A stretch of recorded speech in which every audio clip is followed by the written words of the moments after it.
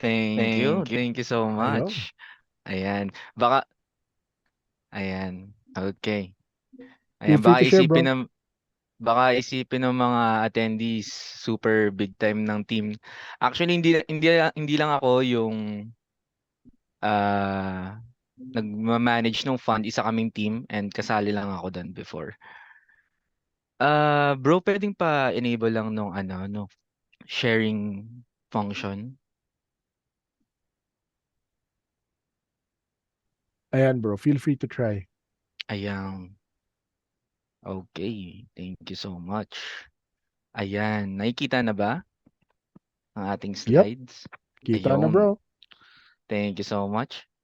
Okay, so ayun nga. So a brief background about myself. I started in the industry as a trader, particularly managing a fund. I was one of the team members sa pagmamanage ng fund. Pero there, ano lang siya, yung limitations is pang crypto lang yung pwede naming paggalawan ng fund. So ano siya, crypto fund management team, parang ganun. Okay, and then later on, nag-join na ako sa ating sell side, buy side kasi yung mga traders, mga institutions, sell side is yung nagpo-provide ng service, which is in this case kay XS, isa siyang CFD broker. Okay? So ano nga ba yung CFDs? Ayan. So dito sa itatakal natin ngayon na topic, it's gonna be around CFD trading, kung saan kabilang doon yung forex trading. Okay? Ayan. Okay, let's begin. So CFDs. All right. Ano ba tong mga to? So essentially ang CFD or ang contracts for difference ay isang financial tool, no? Isa siyang produkto na pwedeng bilhin at pwedeng ibenta. Ngayon, itong produkto na to, ang tawag diyan, ang classification niyan ay derivatives, wherein meron siyang pinagkukunan ng value, which is isang underlying asset. Yung underlying asset na yun, it can be anything. It can be forex, it can be indices, crypto, metals, energies, commodities, no? So ganun siya naka-structure. And kami bilang isang broker, we sell contracts for difference. And then yung contracts for difference na yun, may mga kanya-kanyang asset classes. Okay? So, yung mga traders and yung mga investors, they can buy and sell contracts for differences depending on uh, what what they're betting on. No, let's say for example, meron silang forecast na tataas ang price ng gold, no?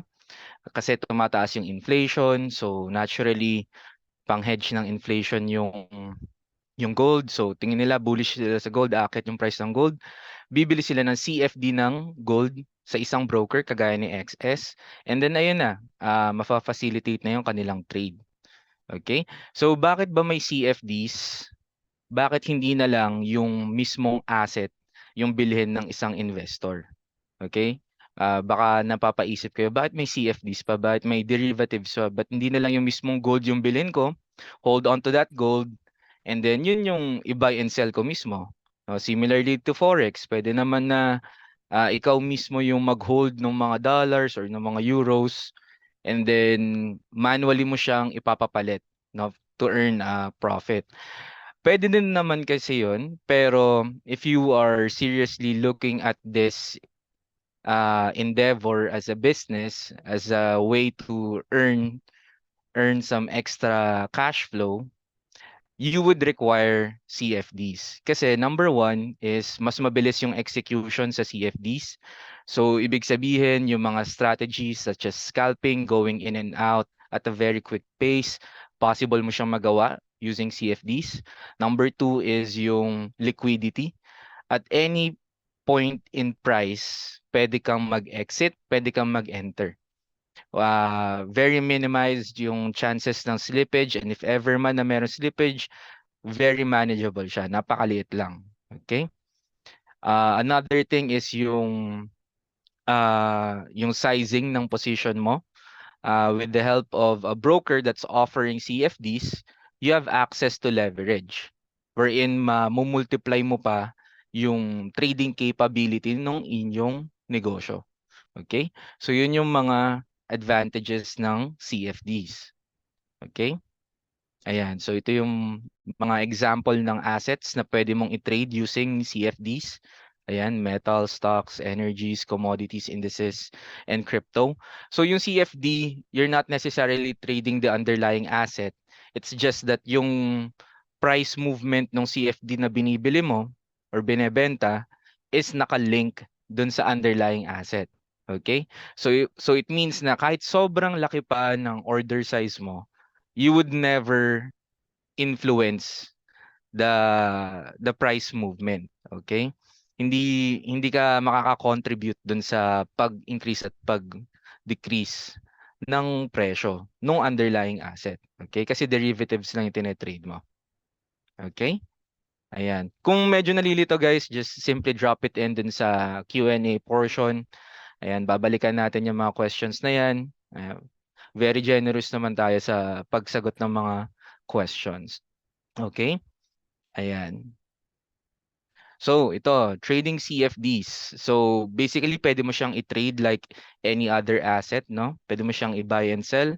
So, if you're expecting the value of the asset to go up, ang position mo is buy, okay? Or you're going long.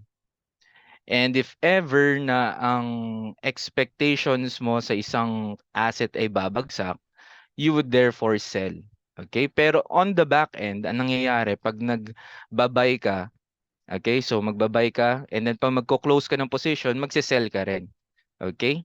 So baliktad naman 'yon doon ah, sa short position.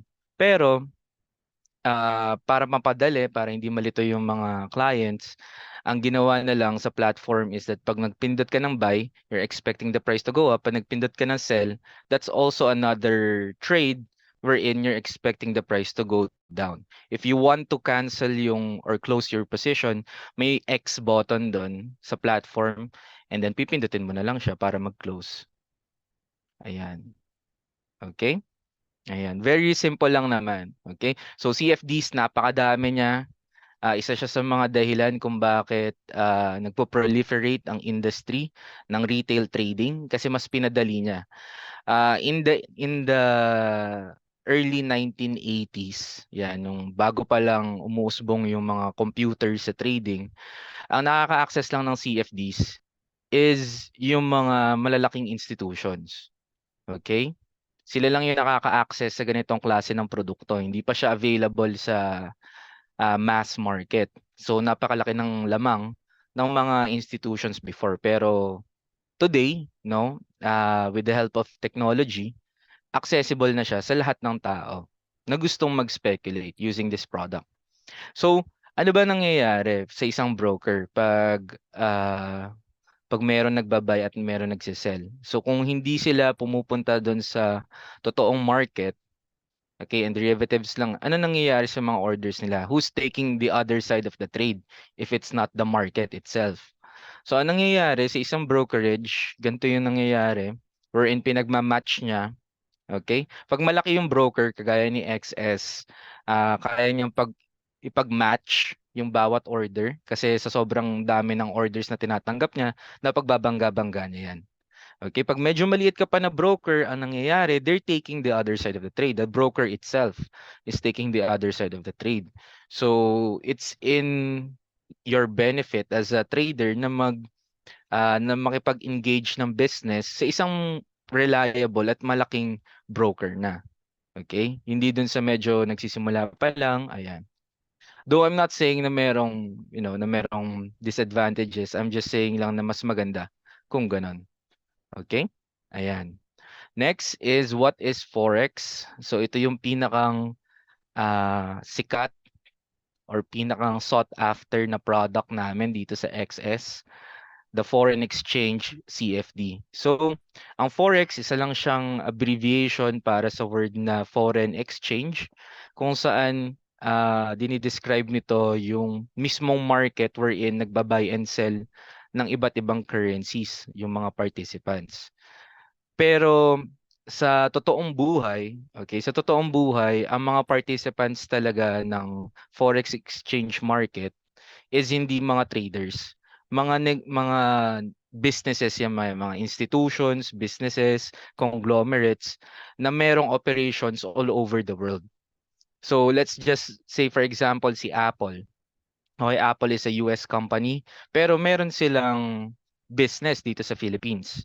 So, uh, after a certain period, whenever they would calculate their profits, kino-convert nila yon sa dollars. Instead na i-hold siya using pesos. So, dumadaan sila dun sa forex market para ma-lock in yung price na gusto nila to exchange their earnings. Mind you, wala silang pakialam sa exchange rate. They don't care. Wala silang pake kung lugi ba sila dun sa rate o hindi. Very manageable naman yan if ever. Ang gusto lang nila is ma-convert yung kanilang earnings or yung kanilang profits into their desired currency. Ayan, yun talaga yung bumubuo dun sa buong forex market. Yung mga napakaliit na porsyento lang ng participants, yung mga traders na ang habol is to take advantage of the fluctuations of the exchange rates. Kasi normally, yung exchange rates, napakaliit lang ng volatility niyan. Unlike sa stocks, wherein ang stocks pwede mag-grow ng double-digit percentages such as 20, 30, 40, 50%. Sa isang currency, hindi healthy 'yon. Okay, normally kasi ang isang currency, ang fluctuations niya lang nasa single digits lang for the whole year, even less pa nga. Okay? Kasi syempre mas importante sa isang currency na maging stable. Okay, para hindi niya na masyado naapektuhan yung local economy. Okay? Ayan. So, yun ang tinetake advantage ng mga traders. May mga impacts din kasi, let's say for example, may mga geopolitical events, may mga wars, ayan, may ganyan, may mga expansions. Nakakaapekto yun sa overall supply and demand ng isang currency. And from there, pwede mag-take advantage yung mga traders using our products, yung CFDs. Okay? Ayan. So, unlike other financial markets like the New York Stock Exchange, the Forex spot market has neither a physical location nor a central exchange. The thing about the Forex market, ang nangyayari kasi dyan is that since buong mundo siya, meron lang mga financial hubs na nagfa-facilitate ng mga transaction na yon. So, nandyan yung Tokyo, nandyan yung New York, tsaka yung London. And tinatawag natin sila, kung sino man yung nag-oversee ng transactions na yon, pinapangalan natin yung session na yon under that financial hub. So, tuwing Asian session, that's the Tokyo, Asian session yon. Pagbukas yung London Financial Hub, that's the London session. And pagbukas yung New York, that's the New York session. Okay? So, pag pinagtahi-tahi mo yung operating hours nila, yung kanilang 8 to 5, ang nangyayari is 24 hours yon. Which is why any time of the day, pwede kang mag-place ng order mo sa Forex market. Okay? And another thing, wala siyang governing central authority. Okay? Everything is dictated by supply and demand. And syempre yung influence ng central bank. So the central bank can influence yung exchange rate by buying sila mismo yung bibili nung currency nila using their USD reserves, for example, if they want to influence the price of their local currency. Okay, medyo magastos siya. Okay, pag gusto mong i-maintain sa a certain level ang exchange rate mo versus sa isang currency, medyo magastos ka kasi bilang central bank, bibilin mo yun ng bibilin. Okay? Bibilin mo siya ng bibilin or ibebenta mo siya ng ibebenta. So, ganun yung mangyayari. Kaya normally, ang ginagawa na lang nila is hinahayaan na lang nila mag-float yung mga exchange rates nila. And alam naman nila, tiwala naman sila sa market na eventually makaka-reach yan ng equilibrium at a certain price. And then, ayun, magsi-stabilize na siya. Okay? So, sa forex market, meron tayong tinatawag na major currencies. wherein they represent the major economies around the world. Okay? Lalong-lalo na after nung World War II. So yung mga yun is the US, the Eurozone, Japan, Great Britain, Switzerland, Canada, Australia, and New Zealand. Yung mga yung mga currency nila, yan yung major currencies. Okay? Pag tinanggal mo dyan yung dollar, ang tawag dyan ay yung FX majors. Pag pinair mo sila sa dollar, ang tawag dyan ay major pairs. Okay? And pag sila-sila, pag wala si dollar at pinag-pair mo sila sa isa't isa, ang tawag dun ay minor pairs. Okay? Or cross pairs. Ayan. So, for example, Euro USD, GBP USD, USD JPY, those are major pairs. And ang major pairs, yan madalas ang tinetrade. Sila may pinakamataas na trading volume, no, in terms of yung mga transactions na na-facilitate under those currencies, and as well as yung, let's say, as sa point of view ng isang trader, mas maganda silang i-trade kasi mas less volatile eh. Hindi siya, kumbaga, pag may nag-form ng trend, solid yung structure ng trend. Pag may ranging, solid yung ranging. Hindi siya masyadong erratic. Unlike pag nag-divert ka dun sa mga exotic currencies such as, let's say, for example, yung Philippine peso, exotic currency to, South African rand, ayan, sobrang erratic ng galaw nila. Which is medyo mahirap siya kung hindi ka sanay. Okay? So, kung nagsisimula ka pa lang as a forex trader, stick to the major pairs. Okay? Stick to the majors, stick to the minor pairs para nang sa ganun, mas madali mong mali-layout yung trading system mo. Okay? Ayan, so yung minor pairs, ang nangyayari, medyo mas mataas yung spread ng minor pairs as compared sa major pairs. Major pairs kasi pag kasama yung USD, automatic mataas kaagad yung liquidity. Okay? And pag mataas yung liquidity ng isang pair, what happens is that mas nagiging stable yung spread. Okay? So ito yung mga example ng exotic pairs. We have the Philippine peso here. Ayan, Malaysian ringgit. Ayan, napakadami nila. And pwede mo tong i-request sa broker mo if ever, if you want to trade these currencies, pwede mo naman siyang i-request. Kailangan mo lang kausapin yung account manager mo. Pero if ever, medyo mahirap siyang i-trade, napaka-erratic ng mga price movements nun, for sure. So ano-ano ba yung characteristics ng forex as compared to stocks? Na-mention na natin to earlier yung in terms of liquidity. Sa forex market, napakataas ng liquidity. Every day, nasa trillions of dollars yung transaction volume. So kahit gaano pa kalaki yung position size mo, let's say you wanna bet $10 million, kayang-kaya siyang i-absorb ng market.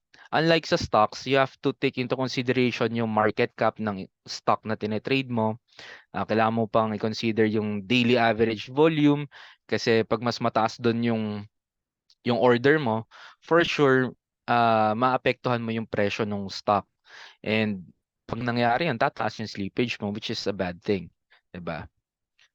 Another thing is yung flexibility in terms of operating hours. Sa forex market, open ang market ng 24/5. So Monday to Friday, it's open. For crypto, bukas siya ng Saturday and Sunday. Pero sa forex, bukas siya 24/5. Okay?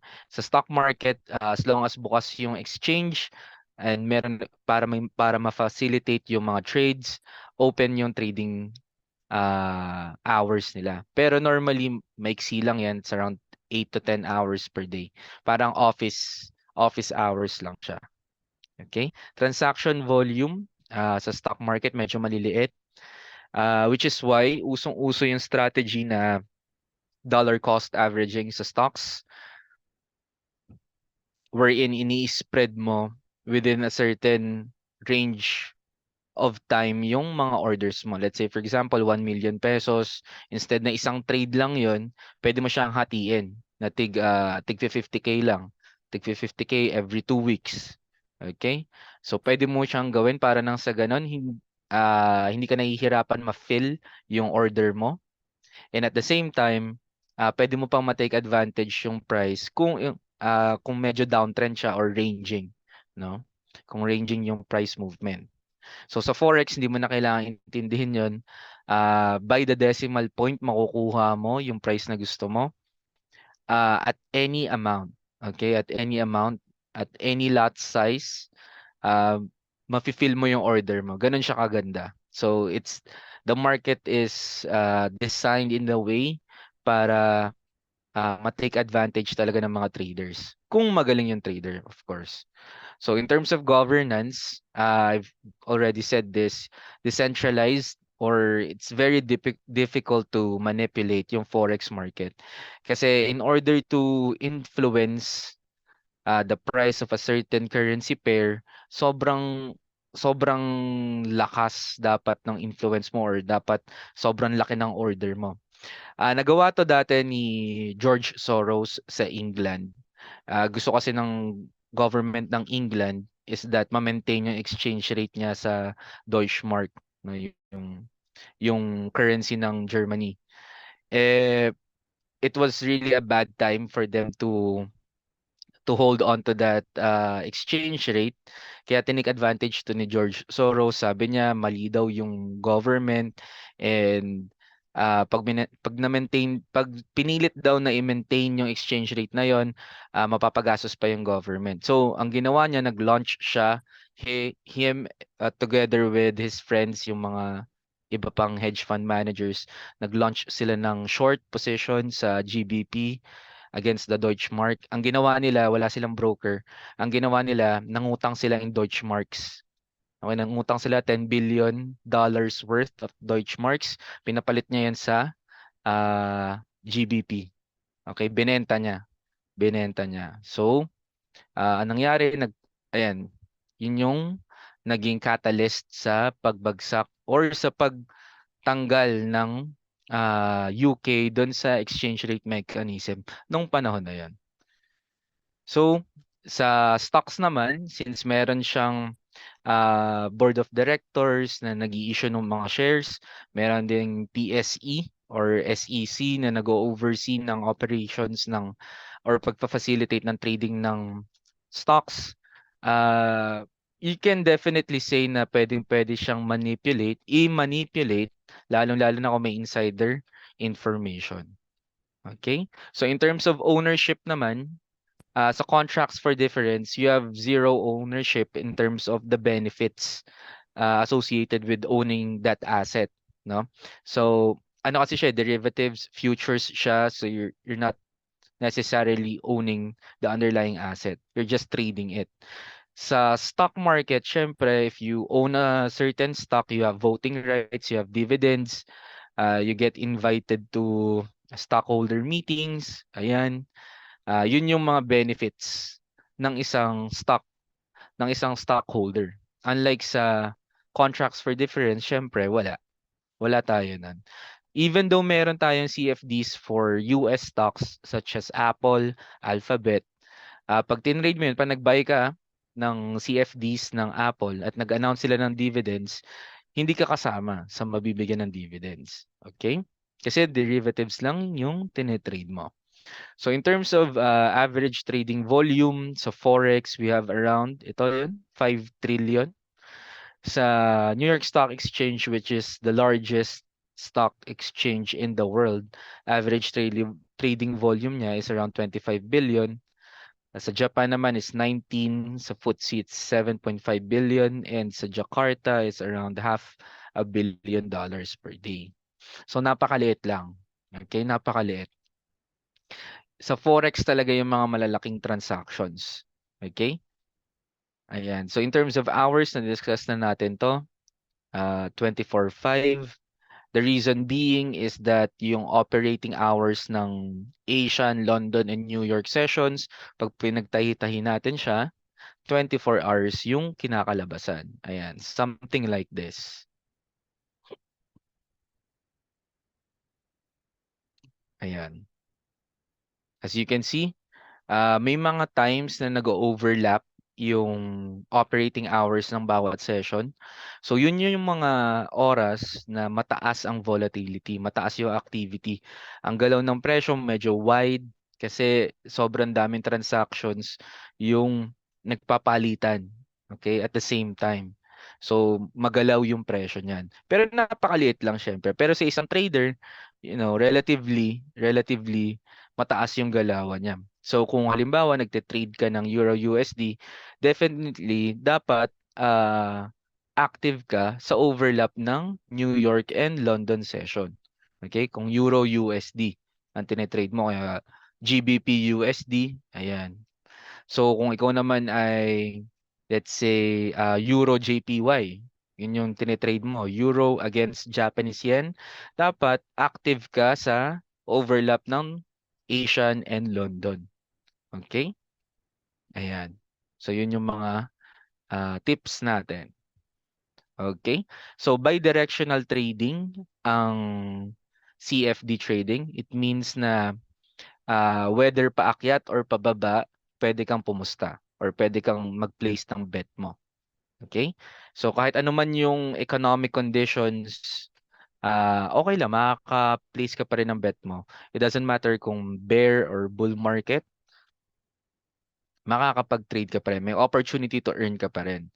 Unlike dito sa PSE, no, currently, right now, long only lang. No? It means that you can only earn by buying at a certain price and then selling it at a higher price. Alright? So, decentralized market, ito yung nangyayari. Ayan. So, we have here the traders. Pinagmamatch siya ni XS. Okay, minamatch siya internally. And then, ang nangyayari, yung sobra, if ever man na may sobra, binabato yan sa interbank market. So yan yung mga sina JP Morgan, Morgan Stanley, Goldman Sachs, Citibank, ayan, yung mga malalaking investment banks. Sila yung nag-facilitate ng mga yan. So ang goal kasi ng broker is maging market neutral. Ibig sabihin dapat at any given point in time, dapat yung books niya dapat balanse yung buy and yung sell. And then yung spread lang dapat yung kinukuha niya. So sometimes hindi balanse yung buy and sell, so may sobra diyan, binabato niya na lang 'yon dun sa interbank market, and then nagpe-play siya ng position against that yung sa sobra nun, so that market neutral siya. Ganun yung nangyayari by the milliseconds. Okay? So syempre napakabilis nun para ma-comprehend natin, pero yun yung mga ginagawa niya. Alright? So ano-ano ba yung mga paraan para makapag-trade ng forex? So I'm sure nagawa niyo na 'to, yung sa bank, may nagpadala sa inyo from outside the country and then gusto niyo siyang gawing pesos, normally pupunta ka sa bank. Okay? And then if ever naman, meron tayong mga over-the-counter establishments such as yung mga money exchange, ayan, mga money exchange sites kung saan over the counter nilang binibili at binebenta sa'yo yung currency na gusto mo. Or yung pinakang efficient is through an online broker such as xs.com. Okay? Sa isang online broker, meron kang access sa leverage, may access ka sa trading platform that would allow you to efficiently place your positions, efficiently exit your positions. And that way, you would maximize yung earnings mo. Okay. So now, let's move on to the trading terminologies na uh, kailangan medyo alam nyo. Okay. So, as what I've said earlier, currencies are always traded in pairs. So we have an example here, the euro and the USD. Okay? Pag ito yung pair dun sa platform mo, it means that uh, you are trading with the euro and the US dollar. Okay? So, yung base currency, which is the left side of the pair, ito yung base currency, lagi siyang 1. Ibig sabihin, yung nakikita mong price changes, yung chart mismo, that is for the quote currency, which is yung nasa right side, itong USD. So si Euro, 1 lang yan.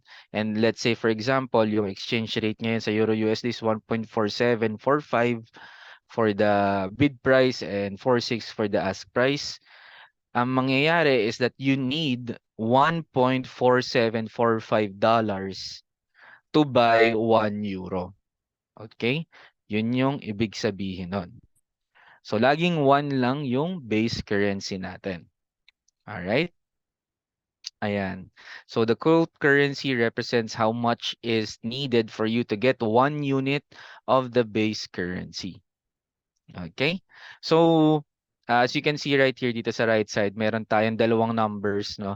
1.4745 and 46. Meron kasing tinatawag na spread, which is the difference between these two. Okay? In this case, that's 1 pip.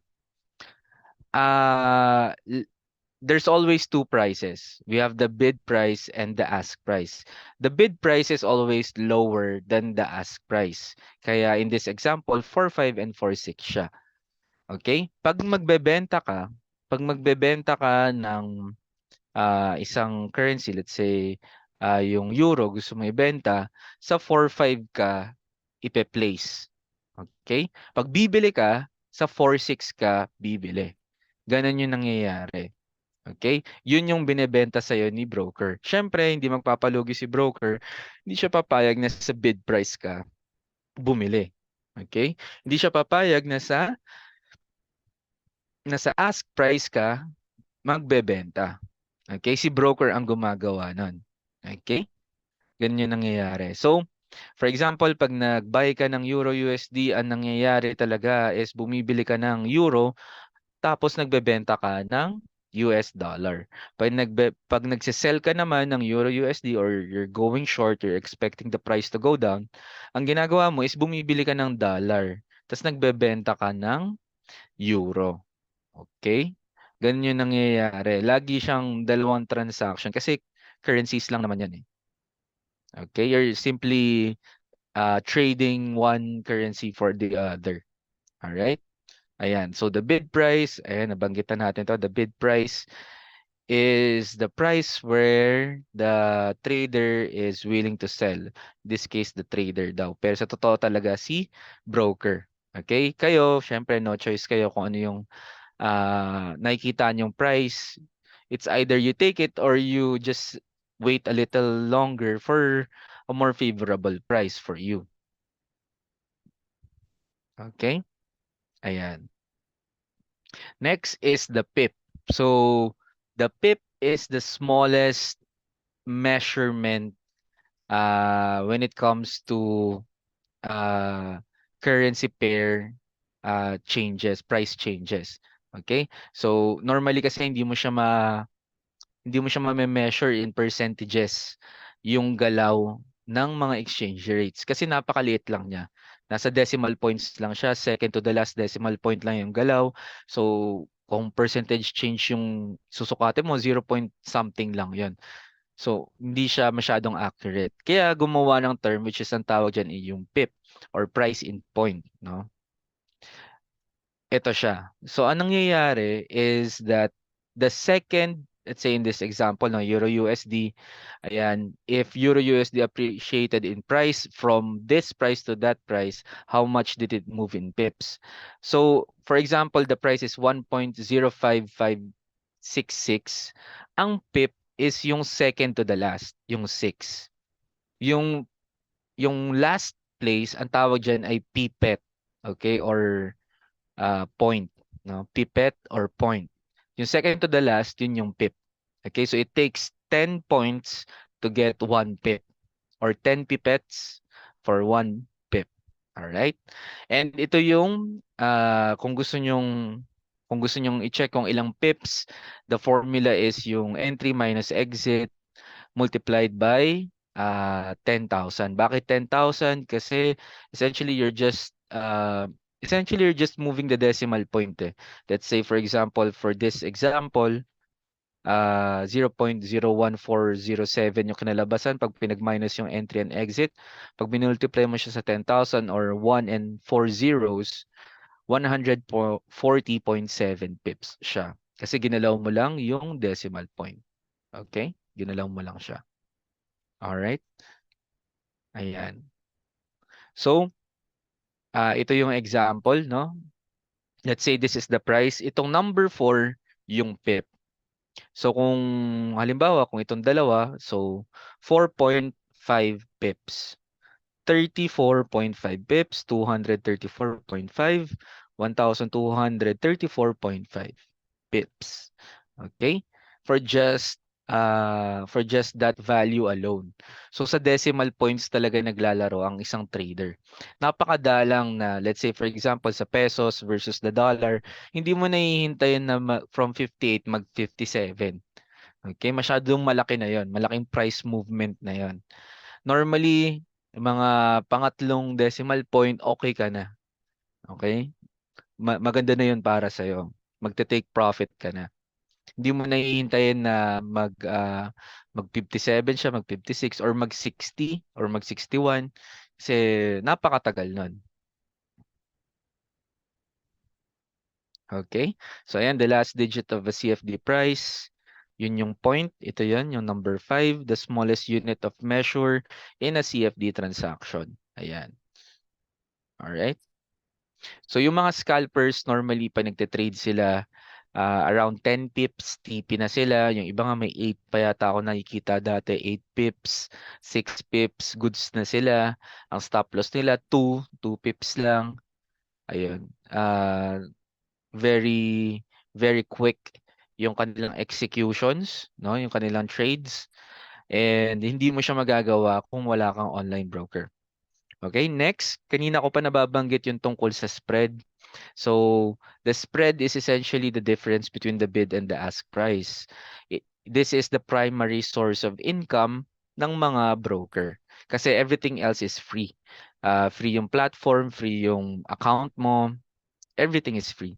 Yung access mo sa markets, libre din yon. Wala kang babayaran, wala siyang subscriptions.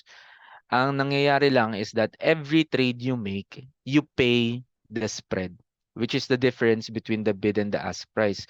In this example, 1 pip yon. Okay? 1 pip. Wala kasi itong point pero kung may point yan, may isa pang number. So in this case, it's 1 pip. So sa 1 lot, that's around $10 kung 1 lot yung tin-trade mo. Okay? So yun yung doon kumikita si broker sa spread. Okay? And the thinner the spread, the better para sa mga traders. Kasi ito yung overhead expense nila sa kanilang trading business. Okay, sa normal na negosyo, may mga utilities, rent. Sa trading, sa business mo ng trading, meron kang spread. Okay? And yun yung binabayaran mo.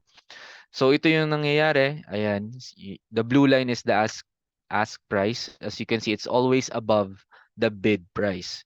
Yung bid price, kung ano yung nakikita ninyo sa charts ninyo, yun yung imprint ng bid price. Okay, yun yung napiprint. Alright? So pag tumataas yung spread, anong nangyayari? Yung ask price yung nagwa-widen. Okay? Yun yung kinokontrol. Pero yung bid price, steady lang siya. Okay? Yung ask price yung nagwa-wide. Ayan. So there are two types of spreads. We have the floating spread and the fixed spread. So yung floating spread, ito yung prevalent sa industry. Wala kasing broker na magme-maintain ng fixed na spread kasi it's very expensive. Okay, it's very expensive, especially kung may mga news. May mga news release sa Forex, napakadaming news. Lahat ng every now and then lagi may nilalabas na economic data. Napakadami. So hindi kaya ng broker na magstay in business kung i-fix nila yung spreads nila. Okay, if ever man i-fix nila, napakalaki nun. Alright? So it is very logical na i-maintain siya in a dynamic nature kung saan nagwa-widen siya from time to time. Okay, nagwa-widen siya depending kung merong high impact news, okay? Kung merong sudden influx of volatility, ayan. nagwa-widen siya. Okay? Pero bumabalik din siya, nagdo-normalize din. Which is why kung hindi ka pa masyado magaling na trader, hindi ka pa sanay, ah ina-advise namin sila na umiwas muna sa news trading. Okay? So ito yung ah, formula ng spread. Ay ma-minus mo lang yung ask price sa bid price and then i-divide mo siya sa pip size. Okay? The pip size is 0 point ilang decimal point ba yun tas 1. Okay? Ayan. Ang tawag naman natin sa position size dito sa forex trading ay lots. Sa stocks kasi ang tawag doon ano shares, 'di ba? Shares. Ilang shares yung bibilin mo. Dito sa forex trading, lots. Lots naman ang tawag natin. Okay? So ang isang standard lot, ang one lot, pag sinabing one lot, ang equivalent niyan is 100,000 units. Okay, so 100,000 units. Kung Euro USD, ayan, so 100,000 euros. Okay, ang mini lot naman ay 10,000 or 0.1, 0.1 lot. And ang micro lot ay 0.01, which is 1,000 units lang. And may corresponding na dollar value ang bawat lot size. Okay, so normally by lot natin siya kino-compute, no? By lot natin siya inaalam. Sa forex, sa one lot, kada galaw ng pip per every pip na pumabor sa'yo or hindi man, $10 ang katumbas nun per pip. Okay? $10 time per pip na galaw. Sa gold naman is $1, sa silver 50, napakalaki. Okay, napakalaki ng pip value niya. Sa crypto ay 10 cents lang. Sa energies such as natural gas and crude oil, $10 din siya, parang forex. And sa stocks naman, kung 100 shares yung tinitrade mo, that's $10 din. And $1 naman kung 1 share lang yung tinitrade mo. Okay? So, saan ba makikita yung lot size or yung volume? Usually, bago ka mag-enter ng trade mo sa trading terminal mo such as MetaTrader 4 and 5, makikita mo to. So the one on the left is in mobile, the one on the right is in the desktop. So sa mobile, magkaiba kasi sila ng itsura eh. Sa mobile, pwede mo siyang, ayan, mamimili ka lang or pwede mo na siyang iset mismo, pipindutin mo lang tong gitna. Okay? Sa desktop, mas maayos siya kumbaga. Okay, mas madali siyang i-edit or siguro nakasanayan ko na lang, no? Mas okay siya para sa akin yung sa desktop, yung ganitong layout. Okay? Pero nonetheless, dapat bago ka mag-execute ng trade mo, dapat lagi mong dino-double check yung lot size. Kasi the amount of lot size can make or break your trade. Let's say panalo ka, let's say dapat panalo ka, tama ka sa analysis mo. Pero hindi naman yan straight line na babagsak agad eh. Syempre ano yan eh, magfa-fluctuate yan, mag-oscillate yan paminsan. And pag malaki yung lot size na nalagay mo doon, eh, syempre nag-up and down siya dun sa pataliwas na movement sa'yo, baka hindi makayanan ng account mo, masunog ka pa. Okay? Instead na one lot, nalagay mo 10 lots. So, syempre malaking difference yan. Okay? So, malalaman natin kung ano ba yung halaga ng bawat lot size. For example, meron trader na nag-trade ng Euro USD. Ito yung trade niya. Yung trade gained 109.5 pips. Ayan, nakikita nyo. So, sa 0.01 na lot size, $10.95 lang yung kinita ni trader. Okay na rin naman yan. 10.95, that's good. Okay? Lalo na kung maliit yung account size mo, let's say $100, $200, okay na yan. Yan 10.95. Sa 0.1 lot, yung 109.5 is also 109.5. So, nangyayari parang $1 per pip. Okay? Sa one lot, ayan, makikita ninyo $1,095 na siya. So sobrang laki. Sobrang laki ng jump. Kaya kung hindi masyado malaki yung capital ninyo, I would highly advise you to stay away from the whole digit lot sizes. Okay? Kung wala rin sa thousands, kung wala pa sa thousands yung capital nyo, ah at baguhan pa kayo, syempre, iwas muna kayo sa mga whole numbers. Okay? Gamit muna kayo ng mga 0.01 and 0.1. Alright? Next is yung USDJPY. Yung USDJPY hindi siya naka-fix na ano eh, na $10. Nag-iiba-iba din siya eh, depende siya eh. Okay? Pero in this example, ang 205.1 pips na trade sa USDJPY. Kung 0.01, that's $15.16. Okay na rin yun. 0.1, that's 151.6. And sa one lot, that's $1,516. 'Di ba? So, it's the same trades pero magkakaiba ng lot size. What if instead na gain losses to, 'di ba? Naging 1.5 yung loss mo kasi nagkamali ka lang ng lot size. So that would be devastating. And for only just one trade, 'di ba? So always check your lot sizes, guys. Wag nang katamaran, kumbaga. Madali lang naman eh. Madali lang naman siyang i-check eh. Kumbaga, wag ka lang pindot ng pindot. Wag ka lang pindot ng pindot, syempre. Double check mo rin. Kumbaga, because that's your money eh. So in this trade naman, gold yung tinrade, XAU USD. That's gold against the US dollar. The trade gained 1,504.6 pips. Sa gold, malalaki talaga yung galaw ng presyo. Okay, normal yung 100 pips, 1,000 pips. Ayan, normal siya. Kaya medyo pang magaling din siya na trader dapat. At dapat bihasa ka sa risk management. Okay? For that trade, kung 0.01 yung lot size ni trader, that's $15.04. Kung 0.1, that's $150. Okay na to. For me, goods na yan. Isang trade, $150. Kung naka one lot ka naman, that's $1,500. Okay? So, napakaganda niyan. Lalo na kung lagi mo siyang nagagawa. Okay? So, yun yung effect ng lot size sa trades natin. Essentially. Okay? So, napaka-importante niya. Next, let's move on to leverage. Ang leverage, nabanggit ko kanina na isa siya sa mga benefits na pwede mong makuha sa isang online broker. Broker yung nagbibigay ng benefit na to, yung leverage. Nakadepende siya sa broker. Okay? So, dito sa XS, yung leverage na ino-offer namin, you can get up to 1:2,000. Okay? 1:2,000.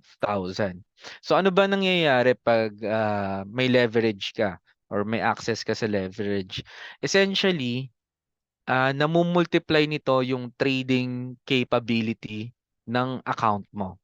Okay? Kasi remember, one standard lot, that's 100,000 units.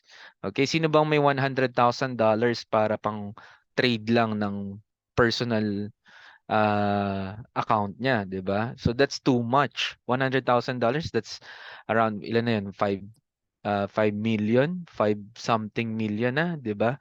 Sobrang laki niya. And sa pamamagitan, and then one lot lang yung pwede mong i-trade dun sa 100,000 na yon. So that's just one lot. Sayang naman. So with the power of leverage, pwedeng maliit lang yung account size mo, and at the same time, ma-access mo pa rin yung mga lot sizes na yon. So yun yung nangyayari. Okay? So example here, we have $1,000. Pag 1:1, ang lot size lang na ma-access nito, 0.01. Okay? Ayan, 0.01 lang to, itong account na to. Tapos isang trade lang yon. Hanggat hindi pa niya nako-close yung trade na yon, sana panalo pa. Okay? Kasi kung talo, kung talo yun, kailangan niya mag-deposit ulit. Alright? Sa 1:10, yung 1,000 magiging 10,000 na siya. So, 0.1. Okay? Pwede siya mag-trade ng 10 0.01 or isang 0.1 sa account na to, sa gantong leverage. Okay, so 1:10. Sa 1:50 naman, ang nangyayari, 1,000 yung magiging 50K. So meron siyang access sa lot size hanggang 0.5. Okay, 0.5. Ayan. And so on, pag nag-increase siya na nag-increase. Which is why, pag gagawa kayo ng trading account, always opt for the highest leverage. It doesn't mean na since ang laki ng access mo sa leverage, ay ima-maximize mo na siya. Siyempre hindi. Hindi ka naman lagi magwa one lot eh. Pero, ang nangyayari kasi is that since meron kang access sa ganun, if ever man na may drawdown ka and you want to enter another position, okay lang, 'di ba? Yun yung nangyayari. Okay, next is yung margin. Pag meron kang leverage, meron kang margin. Para mapasimple ko, ibig sabihin lang naman ng margin is para siyang collateral sa trade mo. Kasi syempre, pinapautang ka ng broker mo para makapag-trade ka, makapag-open ka ng position, kailangan meron iwi-withheld si broker na certain amount for that specific trade to be open. Okay? So it is an amount withheld by a broker for opening and maintaining an order. Okay? And this is the formula. So lot times the contract size. Contract size is yung 100K sa Forex. So kung margin ng Euro USD, so kung sa one lot, 1 times 100,000 divided by the leverage that the trader chose. Normally 2,000, sa amin 2,000. So divided by 2,000, yun yung magiging margin requirement niya dun sa one lot na trade niya. Okay? So para lang siyang collateral, parang ganun lang. And then yung margin level, isa rin siya sa makikita ninyong numbers sa inyong platform. It is there to show you the level of ratio of equity to margin. It is denoted in percentages. Okay? So ginagamit lang naman 'to para matrack ni broker kung sino na ba yung nauubos na yung margin, yung pambayad, yun ang pambayad sa open trades nila. Paminsan kasi pag lumalaki na yung talo mo, kakainin yung margin. So, ang gagawin ni broker, siya na mismo, bago pa maubos ng tuluyan sa losses yung account mo, ang gagawin ni broker is that siya na mismo yung magko-close ng mga position mo. Tapos, kokolektahin niya yung mga margin na yan. Yun yung mangyayari. So, essentially, mangyayari sa'yo, magiging zero ka na. Okay? So, may mga percentages yan. Bawat broker, nag-iiba yan. Meron 20%. Halimbawa, 20% pa lang ng margin level mo, umabot na sa 20%, ima-margin call ka niya. Meron din 0%. Sa XS, 0. Okay? So, yun din yung isa sa mga advantage namin. Ayan. So, may mga example tayo. Let's say, for example, meron dalawang trader, si trader A, si trader B, and may parehas sila ng position. Both bought one lot of Euro USD. Ang pinagkaiba lang nila is yung leverage nila. Si ate girl, ayan, yung leverage niya 1:500, hindi nakinig sa akin. And then ito si kuya boy, 1:2,000. Alright? So essentially, ang nangyari sa trade nilang yon, magkaiba sila ng margin requirement or magkaiba ng singil sa kanila ng broker nila pagdating sa margin requirement ng kanilang trade. Si ate girl 213.34 yung margin na kailangan i-hold sa account niya para sa kanyang inopen na one lot position. Habang si Kuya Boy, 53.34 lang. Ayan. And yung margin level nila, denoted with these numbers. So if ever man na yung position nila mag-incur ng drawdown, ibig sabihin talo, yung buy nila biglang bumabagsak, unang mama-margin call si ate girl. Ito, siya yung una. Siya yung una makaka-receive ng margin call. Kasi mas mataas yung margin requirement ng kanyang trade. Okay? Mas malaki yung collateral na kailangan para ma-maintain yung trade niya na open. Unlike si Kuya Boy, mas maliit lang yung sa kanya, 53.34. So baka kasi eventually mag-turn around yung presyo, hindi pa siya mama-margin call, mas matagal pa. So yun yung advantage ng mataas na leverage. Okay? Ayan. Clear ba yan, guys? Clear ba? If ever may questions, just, jot it down dun sa Q&A natin para ma-address natin yan. Next is yung mga swaps. So, ano ba yung swap?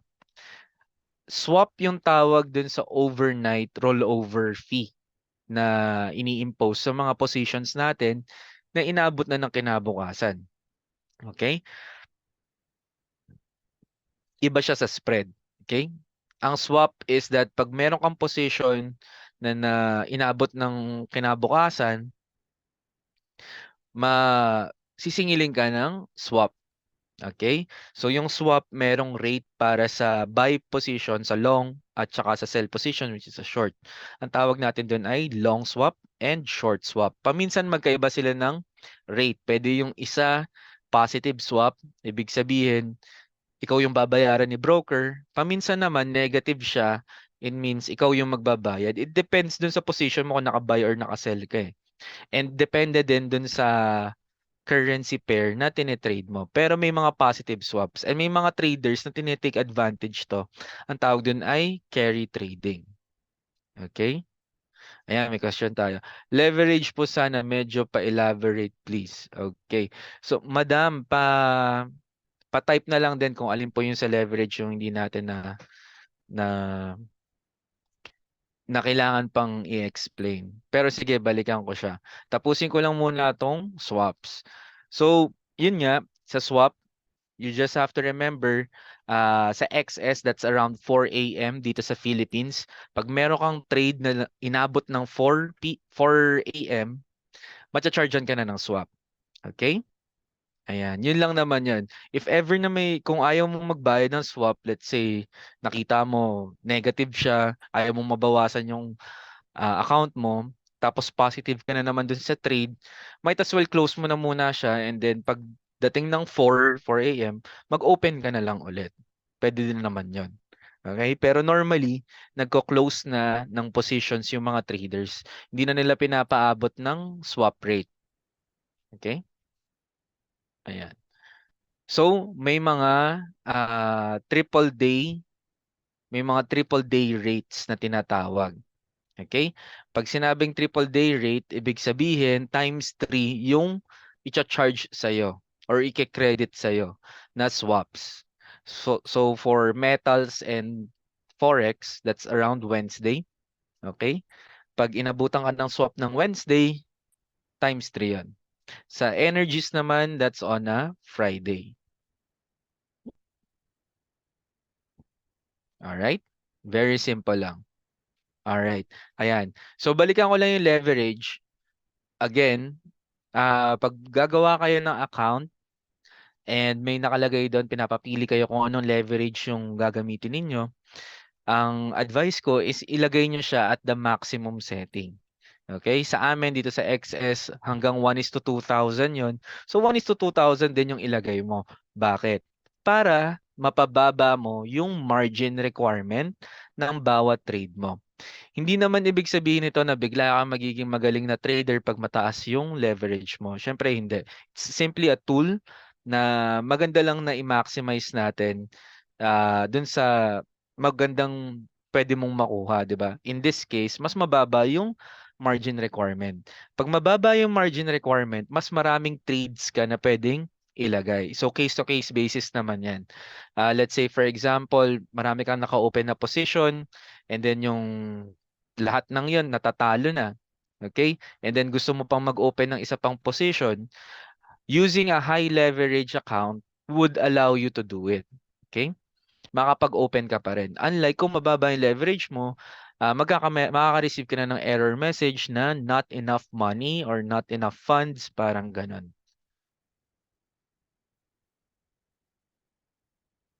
Ayan.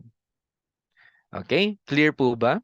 Basta lagi nyo lang tandaan, kunin nyo na yung pinakamataas. Pero applicable lang yan dito sa CFD trading. Itong sinasabi ko. Sa platform kasi ng crypto, I think bawat trade, kailangan mong iset yung, pwede mong bagu-baguhin yung leverage. I think yun yata yung nagpapalito sa inyo. Sa crypto kasi, pag nag-trade ka, meron doon nakalagay leverage sa baba, Okay, and then pwede mo siyang scroll or pwede mo siyang bagu-baguhin. Dito kasi sa forex trading, isang beses mo lang siyang iseset and then yun na yun. Yun na yung leverage mo all throughout your account, kumbaga. So, ang advice ko is to select the highest para goods na siya. Naka-set up na. Okay? Ayan. Hopefully clear yan, madam. Alright? So next, let's move on to the types of orders. So anong klase bang mga orders yung pwede nating i-execute sa CFDs? Okay? Or sa xs.com. So there's two types of orders. Number one is yung market order. And number two is yung pending order. Pag sinabing market order, ibig sabihin kung ano yung current na bid and ask price na nakikita mo sa tinetrade mo, dun ka mag-execute. Okay? So kung bibili ka sa ask price, kung ano yung current ask price, dun ka i-execute ni broker. Kung magbebenta ka, kung ano yung bid price, dun ka i-execute. Ngayon, kung ayaw mo naman, yung current prices ngayon, hindi market order ang gagamitin mo, kundi pending order. Doon ka na sa pending order. Ibig sabihin, maglalagay ka muna ng order mo and then pag na-hit siya, edi na-hit. Pag hindi siya na-hit, edi hindi. Parang ganun. Parang ito yung chill version ng pag-order natin. Okay? Ayan. So, merong dalawang klase ng pending order. We have the limit orders and the stop orders. Yung exit orders, mga stop loss and take profit lang yan. NTP. Okay, so limit orders. Essentially, ang limit orders ay ginagamit pag halimbawa, the price right now is 10 pesos para sa isang, let's say, sa isang water bottle. Ayaw mo magbenta ng 10, gusto mo magbenta ng 15. So, limit order yung gagamitin mo. Kumbaga, it should be better than the current price. Okay? If you want a price that is better than the current prices right now, whether you're buying or selling, limit order yung gagamitin mo. The opposite is true kung stop order. Okay? Ayan, limit. Let's say, for example, this is the price. This is the chart, no? Ito yung nakikita natin dito sa right side. Currently, ayaw mo yung presyo. Gusto mong bumili sa mas mababa pang presyo. Okay? So, kung yun yung gusto mo, ang isiset mo na pending order ay buy limit. Kasi you want a better price to buy than the current prices. Okay? So, pag buy, tatandaan nyo lang pag buy, limit order sa baba ng presyo. Pag sell sa taas. Okay? Ganun lang siya. Alright? Ayan, pag sell, let's say for example, this is the chart. Ayaw mo tong presyo dito, ayaw mo dito magbenta, gusto mo sa mas mataas pa. Doon, ang gagamitin mo is sell limit. Sa order na yan, sa trade na yan. So, sell limit, sell sa price dito. Ayan. And then, pag tumaas yung presyo, na-hit ka, may-execute yung trade mo. If ever na dumire-diretso na siyang bumaba, hindi na na-touch yung order mo, hindi ka may-execute. Okay? Ganun lang yung mangyayari. Ginagamit tong pending orders, yung limit orders, para hindi ka naghahabol ng presyo. Okay? It's one way for you to avoid going FOMO, yung fear of missing out. Ang nangyayari kasi doon, hinahabol mo yung presyo. So, ang tendency, kung ano man yung presyo ngayon, kahit alam mong medyo lugi, tinetake mo kasi hindi ka patient. So, by using limit orders, ay siset mo na lang siya, hindi mo na kailangan bantayan yung chart. Ino-notify ka na lang pag na-hit na yung order mo. And then, you can go about your day, 'di ba? Hindi ka lagi nakatitig sa chart. Okay? Yung stops naman, stop orders, ginagamit to pag pagbaliktad, pag gusto mo ng worst price. Okay? Bakit mo naman gugustuhin ng worst price? Case to case basis kasi yan. Paminsan makikita mo yung price na ganito yung nangyayari and gusto mo ng confirmation. Usually, maghihintay ka pa ng confirmation and yung usual na confirmation is a sudden spike in price. Let's say, for example, dito, pag ito umangat dito sa level na to, sure na aakyat na to. Yun yung analysis mo. So, maglalagay ka ng buy stop. Okay? Above the price. Above the price, buy stop. Below the price, sell stop. Okay, binaliktad lang siya nung limit orders. And don't worry kung hindi nyo pa siya masyado makuha kasi hindi naman kayo papayagan ng platform na magkamali ng type of order na gagamitin. So kung hindi nag-execute yung limit order ninyo, baka kasi dapat stop order yung gamitin nyo. Okay? So don't worry about it. Ayan. So let's say for example, this is the price, no? And you're expecting the price to go up, yun yung analysis mo, bullish siya. Ayaw mo yung current prices ngayon kasi baka mamaya dumire-diretso yung bumaba. Ang gusto mo is that pag ito naka-reach sa level na to, sa taas na to, confirmed ka na aakyat na yan. Kaya ang gagamitin mo is buy stop. Okay? You want a worse price for that asset. Ayan. The same is true sa sell stop, no? Kung ang bias mo ay pababa, naghihintay ka pa ng confirmation, gagamit ka ng sell stop. Ayan. So, next is yung exit orders. Ito yung kabaliktaran ng entry. Okay? So, meron two types niyan. We have the stop loss and the take profit.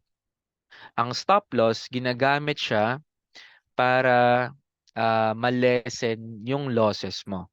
Okay? Para naka-set na kung ilan yung kung ilan yung matatalo mo if ever na nagkamali ka.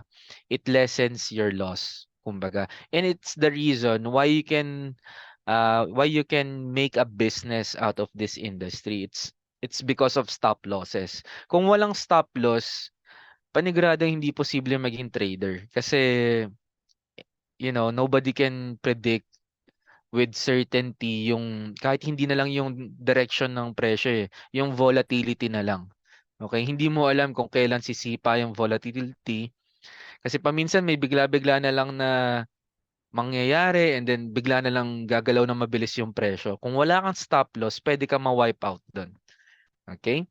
So always remember if you're aiming to make this a business, always utilize the stop loss. Hindi pwedeng i-eyeball mo na lang 'yan, no?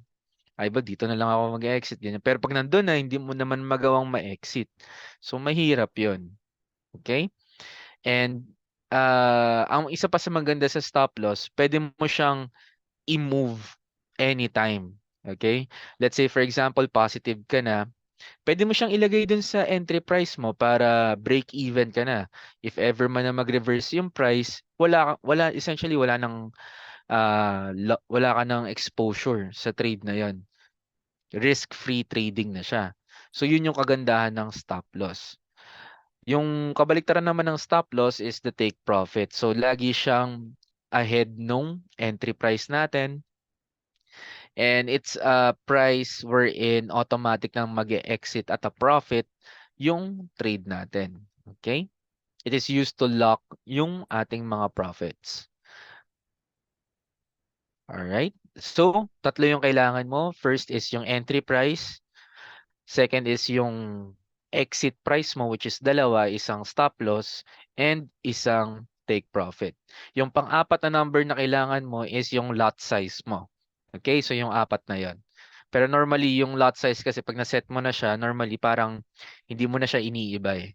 Depende, lalo na kung isang strategy lang yung ginagamit mo, baka most probably yung ina-aim mo na lot size, halos hindi na siya magbabago. So, yung tatlo lang yung lagi mong babaguhin. Okay? Next, let's move on dun sa mga possible approach mo as a trader sa market.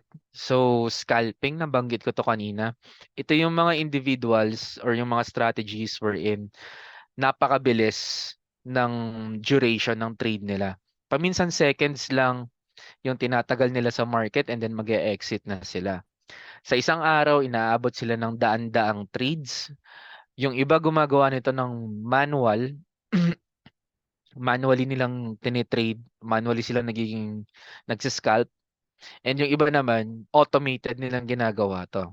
Or meron silang robot.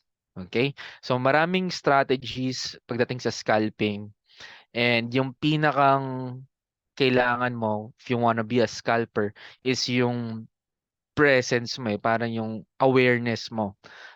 Dapat hindi ka masyado naapektuhan dapat ng ano ng mga talo mo, ng mga panalo mo kasi marami kang trade for the day eh. If ever natalo ka ng 5 sunod-sunod na beses, dapat hindi ka pa rin affected kasi meron ka pang 80 trades pa na gagawin today. Parang ganun. Okay? So ganun maging scalper. And napakaliit lang ng targets nila. Napakaliit. Pero maraming beses nila 'tong ginagawa. Okay? Next is yung news trading. So every now and then merong nire-release na news pertaining to the forex market. We have the CPI, yung which measures the inflation. We have the non-farm payroll, yan yung pinakang sikat. Meron tayong PMI. So napakadami, okay? Pwede niyong i-check yung forex calendar namin sa website. Doon yung makikita yung mga upcoming news at yung mga news na lumipas na. Okay, together with the information available naman yan. So, since nakaset na yung mga announcements na yan, in advance kasi, ina-announce na yan kung kailan siya i-release. And hindi siya na-late. Lagi siyang spot on kung anong oras. Sinabi doon na i-release yung economic data. Ganong oras nga siya nire-release. Okay? So, ang natural tendency ng market or ng mga participants na nagte-trade is that hindi muna sila magte-trade pag palapit na ng palapit dun sa release na yon. So, anong nangyayari is medyo nagda-dry up yung liquidity. So, nagda-dry up yung liquidity, and then once na na-release na yung information, bigla silang sabay-sabay na nagte-trade or sabay-sabay na nag-e-execute ng mga orders nila. Ang nangyayari pag ganun is kumakapal yung spread. Okay? Yun yung defense ng isang broker sa ganitong situation, which is yung widening of spread and tumataas din yung margin requirement. Or anong nangyayari is bumababa yung leverage natin for a certain duration. Let's say, for example, 15 minutes before and 15 minutes after ng release ng non-farm payroll, bababa yung leverage natin from 1:2,000 to 1:200. So lahat ng trade na i-open mo, hindi yung mga naka-open na, yung i-open pa lang. Ganon yung magiging leverage nila. Okay? Kasi dinidiscourage ang news trading ng mga brokers. Pero syempre, hindi pa rin namin kayo mapipigilan. Kung gusto mo pa rin mag-trade ng news, go ahead. Hindi naman tinanggal yung buy and sell button eh. Pero yun yung mga risk management procedures ng isang broker. Okay? Ayan. Hedging. Okay? So ano ba yung hedging? Ang hedging is that sabay na merong buy and sell position sa isang currency pair. Let's say for example, Euro USD. Okay? Let's just say for example na nag-upward trending lang si Euro USD. So si Euro USD habang umaakyat, okay? So may buy ka, may buy, may buy. Ngayon, dumating sa point wherein ang laki ng floating profit mo. Okay? And yung price action, ang nangyayari, nagre-ranging na siya. So syempre, pag may ranging ka na nakikita, it's a sign na may possibility na mag-end na yung trend or baka mamaya pause lang yan pero you're not sure, 'di ba? So ang gagawin mo as a trader, pwede mong i-close na yung mga positions mo, i-lock mo na yung mga profit or pwede kang mag-open ng sell position. Pag nag-open ka ng sell position, wherein ang lot size nito is equivalent to all of the lot size ng inopen mo, ang nangyayari, if ever man na bumagsak yung price, malalock mo na yung floating profit mo. Okay? So let's say plus 100 pips ka na sa buy position, umakyat na siya, nagre-range, kabado ka, pwede ka mag-open ng isang sell position. If ever na bumaba siya, kahit up ka ng 85 pips dito sa buy, ang mangyayari sa sell position mo, up ka naman ng 15 pips. So, in totality, 100 pip pa rin yung floating profit mo. So, it's a risk management tool na pwede mong gamitin. Yun yung alam ko na nagamit niya na use case niya eh. And then, normally, ang nangyayari dun sa sell position mo, kung confirmed pa rin yung trend, ang gagawin mo dun sa sell position is that hihintayin mo siyang umakyat ulit hanggang sa break-even point and then ko-close mo siya at break-even. Okay? Kasi ang purpose ng trade na yon is not to profit but to hedge the risk. Okay? And then magpapatuloy na yung position mo. Parang ganun. Or kung na-confirm na magkakameron ng change of trend, pwedeng yun na yung first position mo. And then, i-close mo na yung mga buy mo and then saka ka na magdadagdag ng sell. Okay? So, ganun siya. Ganun siya ginagawa. Alright? Next is martingale. So, ang martingale para siyang dollar cost averaging pero sa forex. So, anong nangyayari? Meron kasing mga assets, may mga asset classes such as gold, such as USD JPY dati, wherein pag nagre-range tong mga assets na to, matagal. Sobrang tagal nila nagre-range. Okay? So, ranging na sila sideways.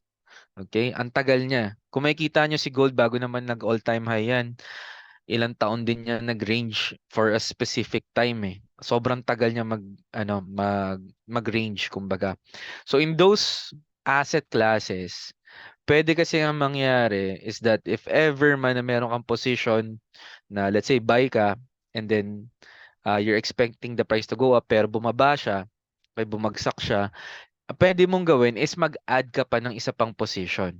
Okay? Pero times 2 na yung lot size. So para mo siyang, parang dinodouble or nothing mo siya. Okay? While maintaining the first position.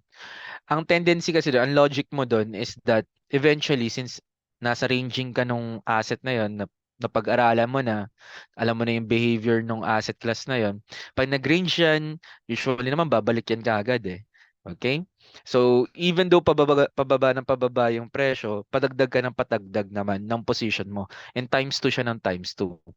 Okay? So, you can only do this until such time, syempre, na maubos na yung capital mo or you can build a strategy around it. Pero isa siya sa mga approach na pwede mong gamitin uh, para para i-tackle yung mga asset class na yan. Okay? Normally, mga robot yung mga gumagawa nito kasi kailangan medyo precise ka eh. Medyo precise ka kung ilang pips na drawdown bago ka mag-enter ng isa pang trade. Okay?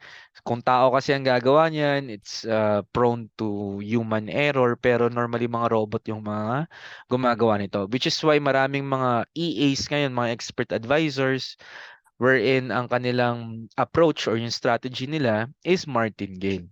Okay? And very normal na malaki ang drawdown ng mga martingale strategies. Alright? Ayan. Next is yung EAs. Ayan, nabanggit ko na rin pala. Expert advisors. So, ang nangyayari dito is that merong mga traders na kaya nilang i-break down yung kanilang strategy into simple step-by-step processes. And yung mga step-by-step process na yon kaya nilang i-encode doon sa trading platform natin. Okay? Sa MetaTrader 4 and sa MetaTrader 5. Meron siyang programming language. Kung may background kayo sa programming, baka pwede nyo siyang pag-aralan. You can create your own bot. Okay? And that's absolutely for free. Kailangan mo lang syempre ng VPS to run yung program mo. Okay? Pero the program itself can handle your funds. Depende na lang sa quality ng pagkakagawa dito. Pero it's essentially limitless. Kung ano yung pwede mong gawin as a person dun sa terminal, the bot can essentially do it then. Okay? Pagandahan na nga lang, syempre. Alright? Ayan. Now, let's move on dun sa mga trading tips na pwede naming ibigay sa mga beginners, sa mga magsisimula pa lang. Tip number 1. Never go against the market. The trend is your friend except at the end where it bends. Okay. So, ang logic kasi diyan is that mas mataas yung everything kasi is probabilities lang eh. Nobody really knows with absolute certainty kung saan pupunta ang presyo kasi the market is a complex structure eh. It's a complex system. Kumbaga there's hundreds of thousands of variables that can influence the outcome, no, of where it will go. Kaya walang may alam. So, yung pinakamalaking probability para sa'yo if you're starting out is to go with the trend. Huwag mo siyang kokontrahin. Sasabayan mo lang siya. Okay? In that way, mas madali para sa'yo. Siyempre, pwede ka naman maging contrarian. Wala namang nagsasabi na bawal. Pero it takes time and experience para ma-reach yung ganong level eh.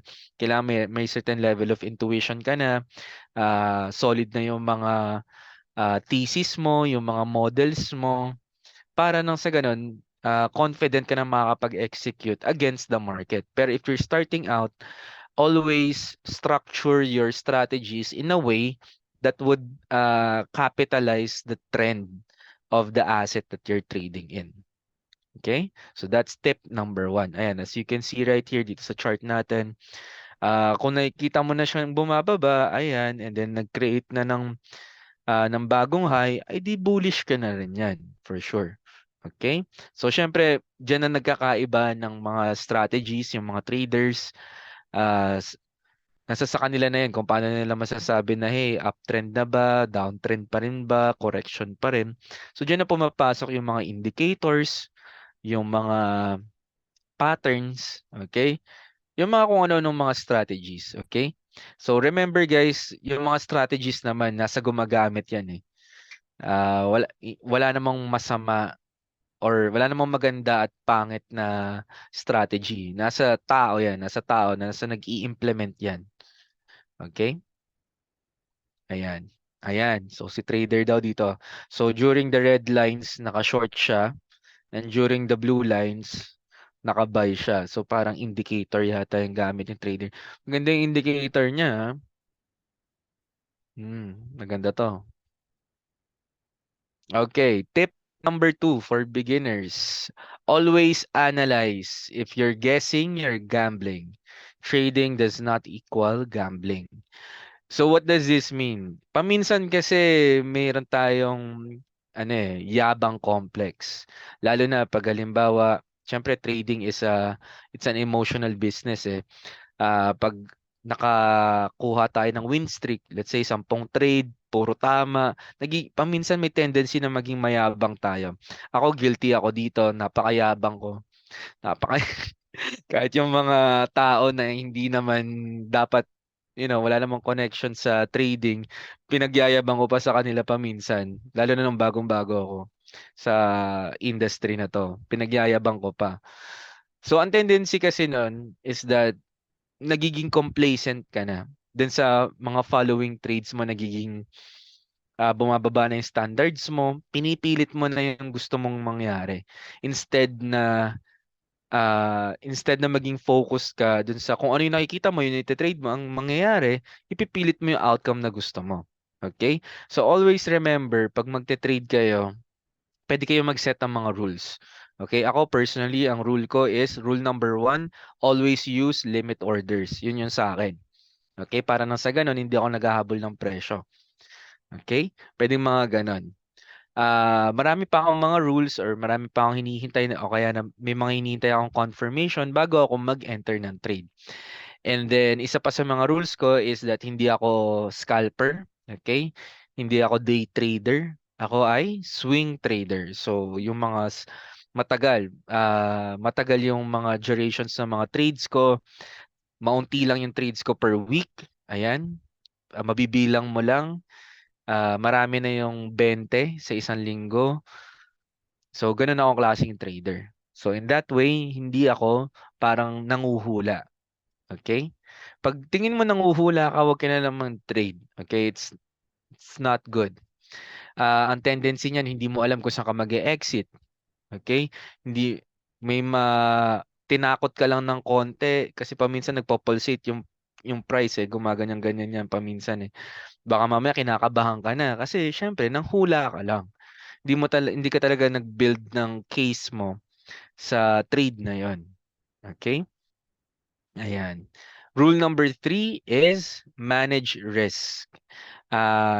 What we advise our clients is not to risk more than 2% of your capital per trade. Okay, kumbaga maximum na yan. Ako personally, 0.5% yun yung risk ko per trade. Okay?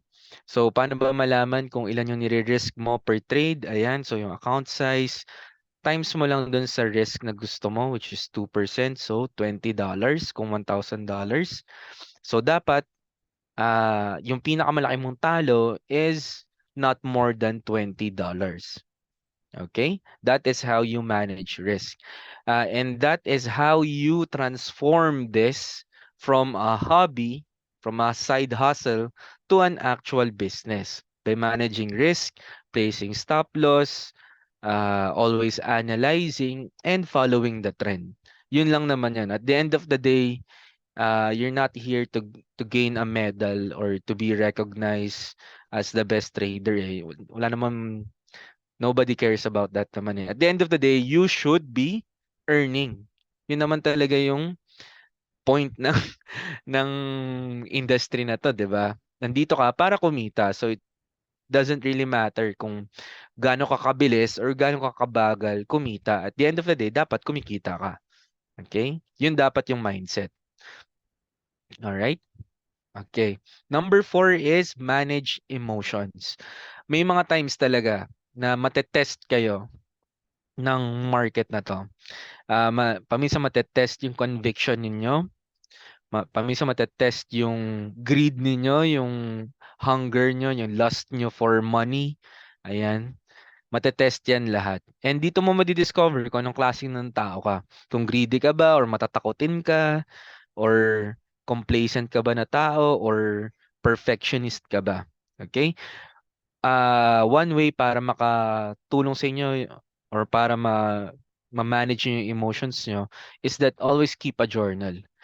Dun sa journal, paminsan nilalagay ko dun kung nire-rate ko from 1 to 10 kung gaano ka-confident ako sa setup na yon. Ayan, dun ko nilalagay yon. Para nang sa ganun, pag binalikan ko siya, at least meron akong idea kung ano ba yung nararamdaman ko during sa pag-execute ng trade na yon. Okay? You can also implement a strategy wherein parang itatrato nyo siya as a video game. Pwede din yon. Yung iba, ganun yung ginagawa. Tinatrato nilang parang video game. And the goal of the game is to increase yung equity ng account. Okay? So, in that way, hindi ka masyadong emotionally invested sa bawat trade. Kung hindi, dun ka sa buong proseso nakafocus. Okay? Isa rin yun sa mga techniques na pwede nyo rin i-implement. Pwede kayong mag-set ng maximum number of trades per day or per week para nang sa ganon, hindi kayo nakafocus dun sa current trade ninyo. Let's say, hindi dapat, paminsan kasi mataas yung standards natin sa sarili natin wherein itong trade na to, dapat panalo to. Parang ganon. Sometimes ganon ako eh. Ah, yung unang trade na to, dapat panalo. Kung hindi, malas na ako. Parang ganon. So, pwede nyong gawing para siyang laro so that nakafocus kayo dun sa set of trades na i-execute nyo. Okay? Ayan. So, rule or tip number 5 is pair a strong currency with a weak currency. So, paano nyo ito makikita? Right now, makikita nyo siya through the interest rates na ino-offer ng mga central banks nila. So right now, ang pinakamababa yata si yen. Yen yata may pinakamababa. Kakaangat lang nila sa positive territory. Dati kasi negative yung interest rates nila. Ngayon, parang nasa 1% na yata, parang ganun. While si USD naman, naturally strong kasi si USD. And kasi siya yung reserve currency ng mundo. Pero very recently, nag-i-increase siya ng interest rate, yung rate hike na tinatawag. Okay? So, pwede nyo siyang ipagbangga, yung dalawang yan. Para nang sa ganun, ma-take advantage ninyo yung yung characteristics niya. Let's say, for example, nagte-trending siya pababa, di pa, mas magandang sabayan yan, di ba? Unlike sa dalawang currency pair na parehas na malakas, ang tendency niya mas maliit yung galaw niya. Kumbaga, mas maliit siya. Alright? Ayan.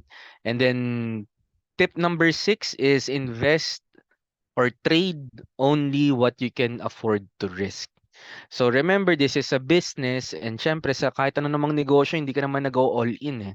Pag ba nag-franchise ka ng isang business, naka-all in ka ba doon? Lahat ba ng savings mo ubos? Yung sinanla mo na ba lahat-lahat? Syempre hindi naman, 'di ba? Similarly sa trading, ganun din. Magse-set lang kayo ng certain amount of funds as your capital. And then from there, yun yung lalaruin ninyo. Okay? Ako, nung nagsisimula pa lang ako, ang ginagawa ko is that ginawa kong savings account yung brokerage account ko. Every month, naglalagay ako doon ng certain amount of money na okay lang sa akin mawala. So, dati siguro mga 5,000, ayan, mga 5,000 per month. Instead na ipang gimmick, di doon ko na lang ilagay yan, 5,000. Tapos trade ako ng paisa, dalawa, hanggat sa makaipon ako doon sa brokerage account na yon. And then mas madali na siyang i-trade.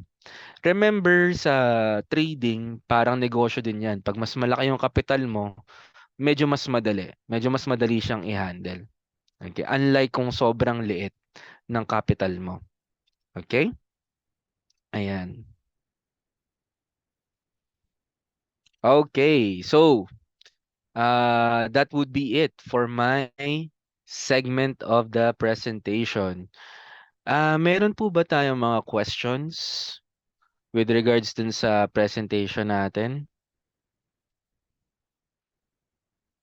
Ayan, feel free lang po to jot down your questions. And habang iniintay natin, I have here my colleague Mark who will introduce to you xs.com. Ayan. Hello everyone. Bro, can we continue the slides na lang? Or share na lang din ako. Ay, iba yung ano sa akin eh, iba yung Share ko na lang. sige. Baka may question Iba po yung kayo dyan, ha? fundamental na yung kasunod eh. So, ayan, may question nga tayo. Coach, pwede po konting elaborate sa spread at margin call. Okay. Alright lang po, no worries. So yung spread, essentially kasi meron kang dalawang presyo, 'di ba? Ganun 'yan. Parang imagine niyo na lang yung kamay ko, ito yung bid, ito yung ask. So itong gap na to, yung gap between the bid and the ask, yun yung spread. And yun yung binabayaran nyo sa isang broker. Kasi dun namin kinukuha yung revenue namin. Okay? So, you have to be mindful din naman kung ano yung spread na ino-offer ng mga brokers para nang sa ganun, syempre, ma-maximize mo yung mga benefits ng pagkakaroon ng maliliit na spread. So, mas maliit na spread, mas maliit na fees na ini-incur, kumbaga. So, sa amin dito sa XS, very very small lang naman yung spreads namin, very competitive kumbaga. Kung i-compare nyo pa siya sa ibang brokers, you would find na di hamak na mas mababa yung spreads namin. Okay? And for the margin level, yan lang naman yung tinitingnan ng broker or yan yung nagsisilbing barometer niya para makita kung meron ka pa bang margin na natitira or wala na. Parang ganon. Okay? At a certain level, nag-execute sila ng margin call. Pag sinabing margin call, ibig sabihin nun, kailangan mo na mag-deposit ng extra funds to serve as your margin or kailangan mo na magbawas ng mga trades para nang sa ganun makapag-free up ka pa ng extra capital for your other trades. Parang ganun yung mangyayari. Kasi pag hindi mo siya ginawa, pag wala kang ginawa, si broker na mismo yung magko-close nung mga trades natin. Yun ang mangyayari. Okay? Ayan. You're welcome po, madam. Next is ano po yung commission na nasa baba ng swap? Commission na nasa baba ng swap. Meron kasing mga account types na merong tinatawag na commission. Okay? So yung ah meron kasing mga account types na sobrang baba ng spread. And may mga traders na yun yung gusto. Yun ang gusto nila. Okay, gusto nila yung pinakamababang klase ng spread yung account type nila. Okay, so syempre si broker pag sobrang paminsan kasi zero na yung spread nun eh. As in wala siyang spread, zero. Zero pip o kaya 1 pip. Eh si broker kumikita lang sa spread, ang gagawin ni broker is mag-i-impose na lang siya ng commission dun sa account type na yan. Meron din ganun dito sa XS. Ang tawag namin dun ay Pro at Elite. Elite lang pala, Elite. Okay, yung Pro walang commission yun eh. Yung Elite, ayan, pag pinili nyo yung Elite, sometimes zero yung spread nun. And syempre si broker, hindi naman magpapatalo yan, hindi pwedeng lugi. Meron siyang flat fee na sinisingil. Sa amin is $6 per lot. So, di hamak na mas mababa yun. May mga traders kasi na yun yung gusto nila eh. Gusto nila napakababa ng spread para nang sa ganon, mas madali nilang mahit yung kanilang TP at saka yung kanilang SL. Okay? Ayan. Alright. I think that's it na. Yun na yung mga questions, no? Okay, Mark, go ahead. Sorry kung na-extend ko pa yung part ko. Hello, Mark? Ayan. Alright, take it away. Nakita ba yung screen? Okay. Anin ko lang. Okay. Malinaw po ba yung screen? Loud and clear naman din yung boses ko.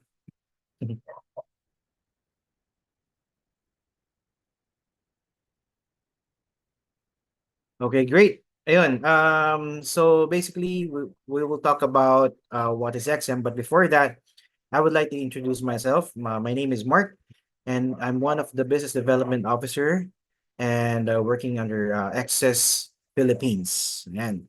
So what is XM or XS.com? XM tuloy, no? All right. Thank you very much, Coach M. Okay, so XS Group operating under the brand name XS or XS.com. Okay. So global multi-asset broker providing access to trade a wide range of financial products. So basically, if you ask, gano'n na ba katagal si XS? XS started 2010. 2010 pa.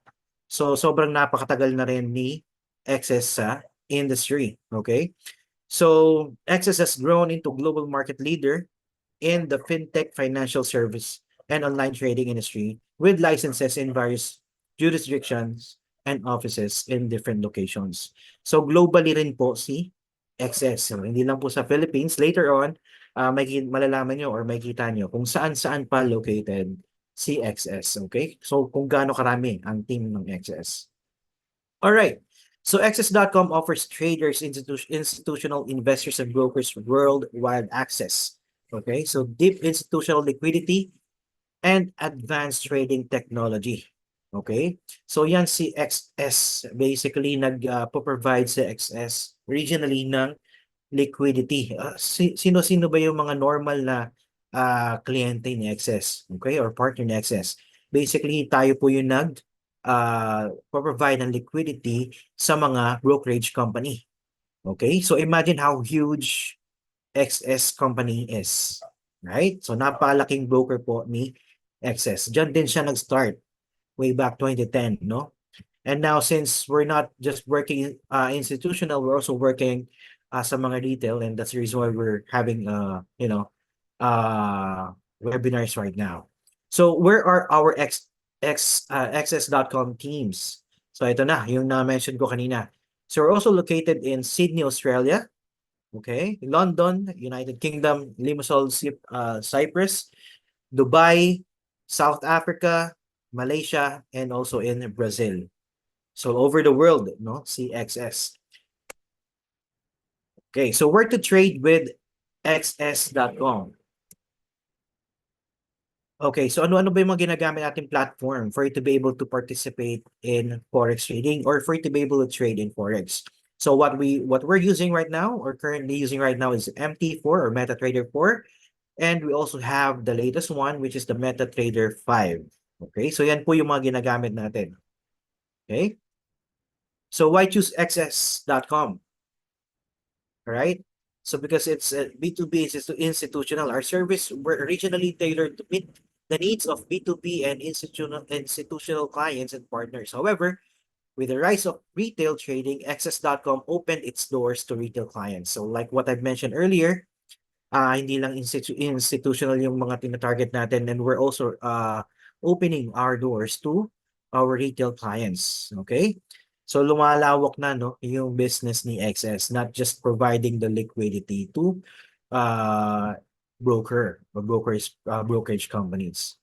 So kung isa ka sa may potential or may plano ka magtayo ng isang brokerage company, we are the right person or right company na pwede nyo lapitan in regards to that. And of course, if you wanted to learn more about on how to put up on your own brokerage companies, syempre, you can definitely ask the one or the person who invited you over to this training.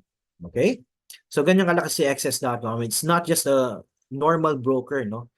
So tayo rin yung nag-provide ng service sa mga brokerage company. We have a lot of partners actually. Pero syempre, it's a private matter na.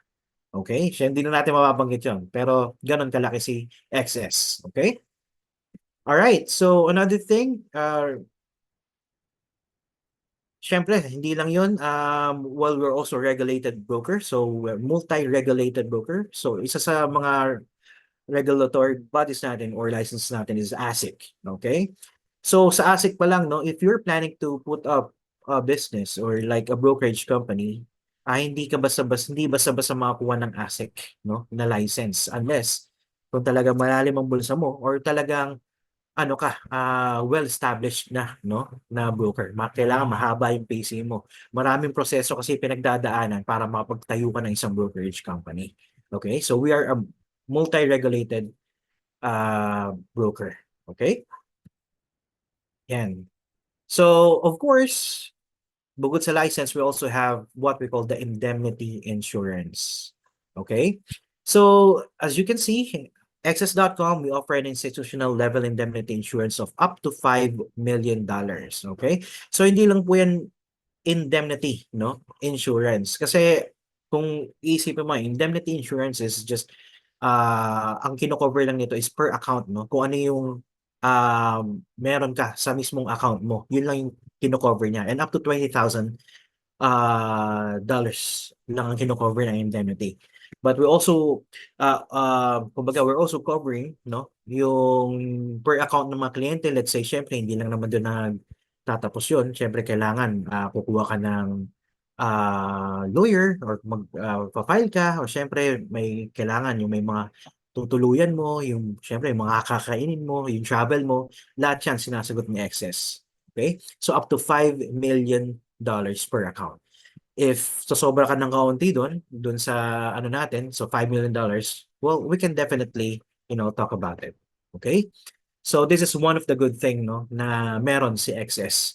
So one of the insurance na talagang kumbaga pinibigay natin sa mga partners natin. Okay? All right. So stable trading. Wait lang .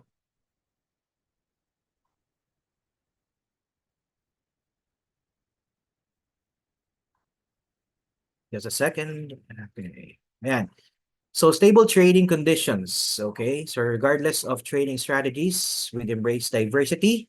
All trading strategies include high frequency trading are welcome at xs.com, okay? So, welcome na welcome kay access.com.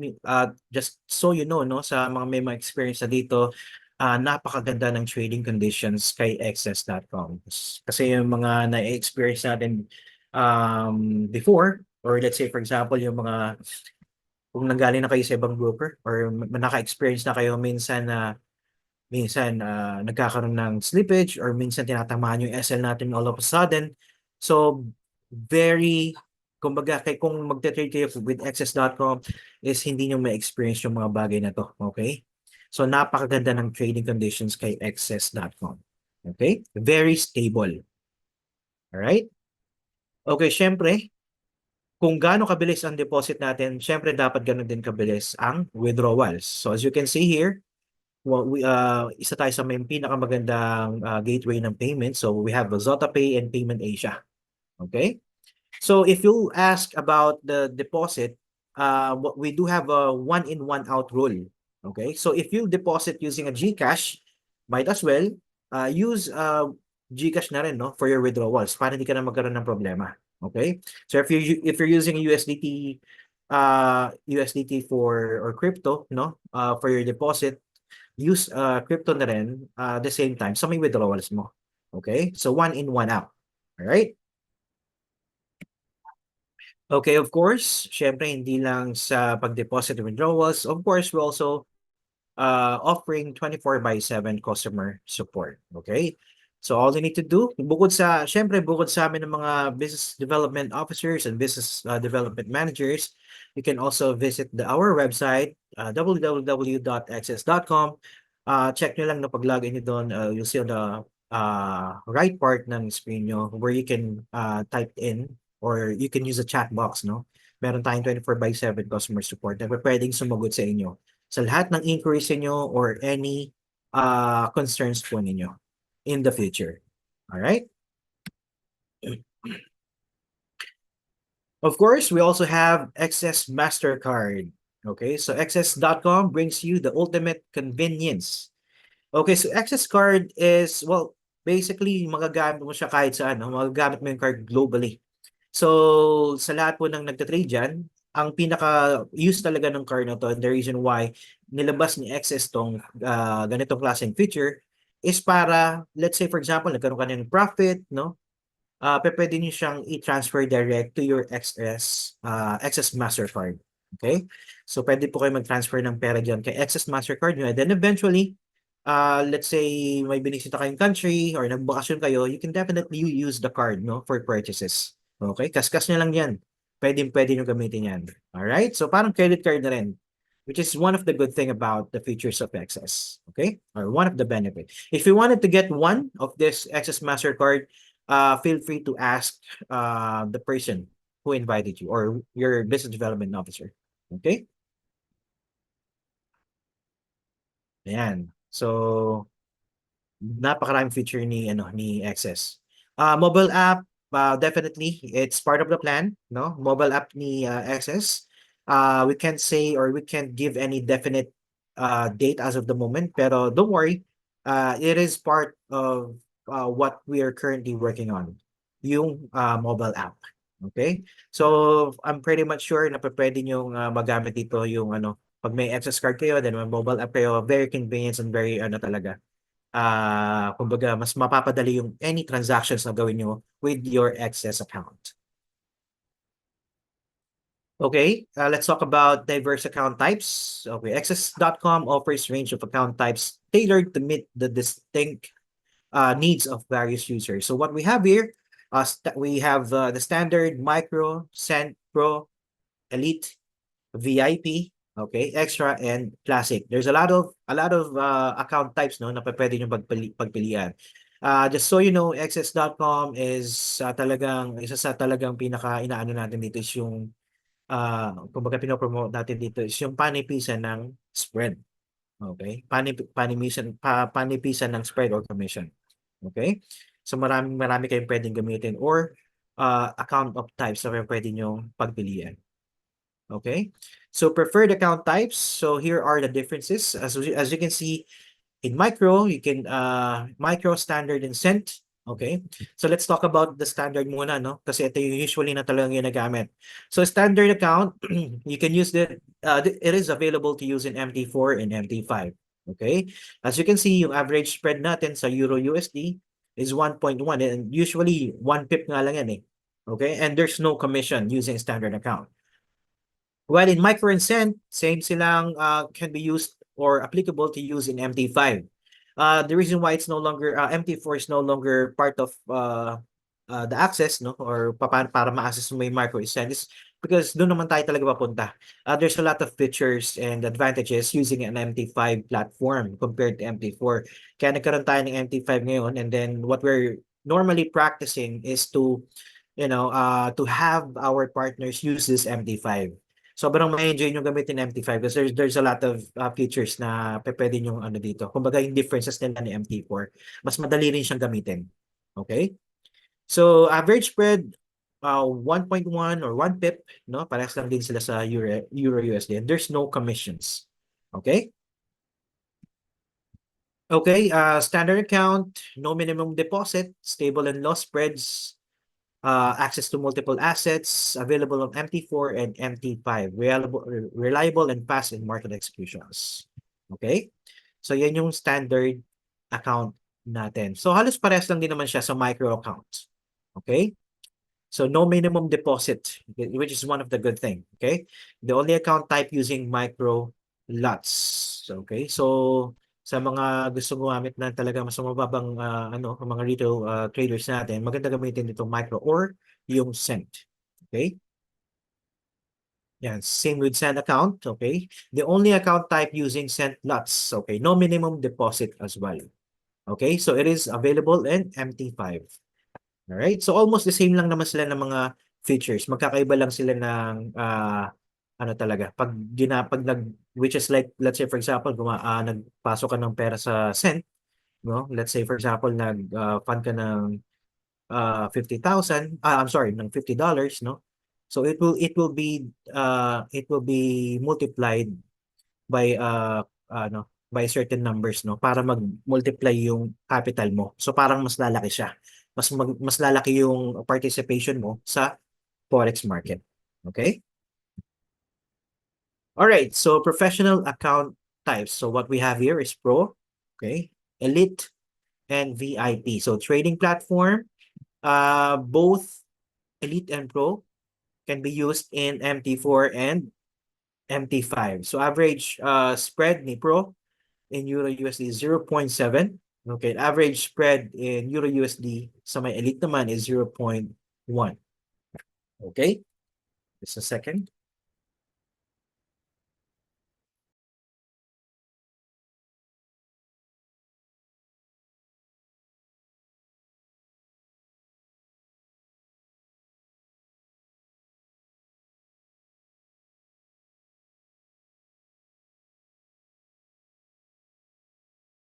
Yeah. Thank you for waiting. Okay. Medyo inuubo tayo. Excuse me.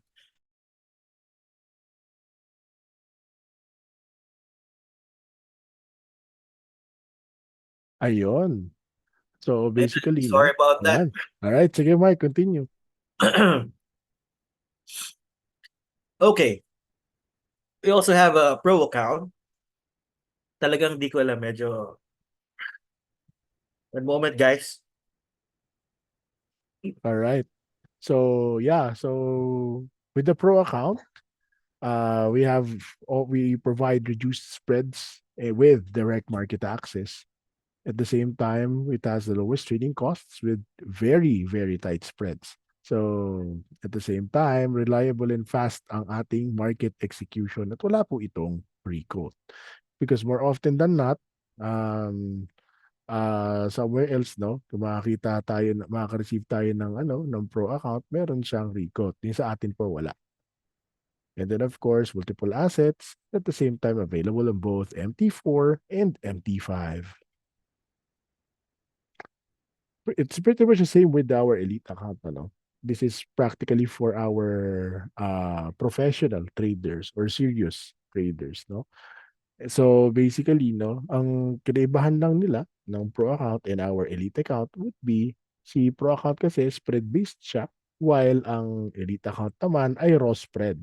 So ano po ba ibig sabihin ng raw spread? By raw spread, it means yung spread lang na sobrang nipis. Like, say for example, for Euro USD, it starts at 0 pips. So, dun po siya nag-start, no? So, it can be like 0.01 pip, like that. So, or zero at times, no? So, those things happen. Wait, may question. Coach, mahina po. Ayan, lakasan po natin. Ayan, how about now po? Okay? So, yan, lakasan lang natin pala ng konti. All right. So next would be of course yun. So yun lang yung yun lang yung practical difference niya no with our pro account. Si pro account po spread based, si elite account ay raw spread. Okay? Right. Pa-next na lang, bro. And then we have our VIP account. Now this is practically for our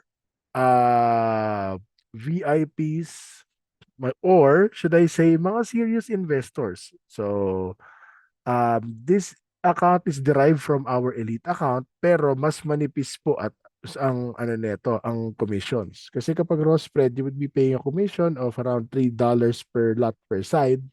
So practically $6 to ang total commission niya per lot. So kung naka 0.01 kayo, about 6 cents. So, yon. So VIP account naman, customizable ang magiging commission costs natin. So, by customizable, pwede nyo pababain. And it has the lowest trading cost in the market because yun nga, it's customizable. Alright?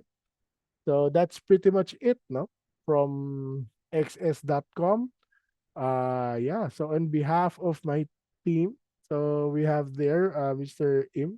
Unfortunately, Mark is experiencing technical and physical difficulties at this moment. Yan. Smile Sorry, na lang guys. siya. Okay lang. All right. So with that said, maraming salamat po sa inyong lahat. And there's Jose. Yan. So, Hi guys.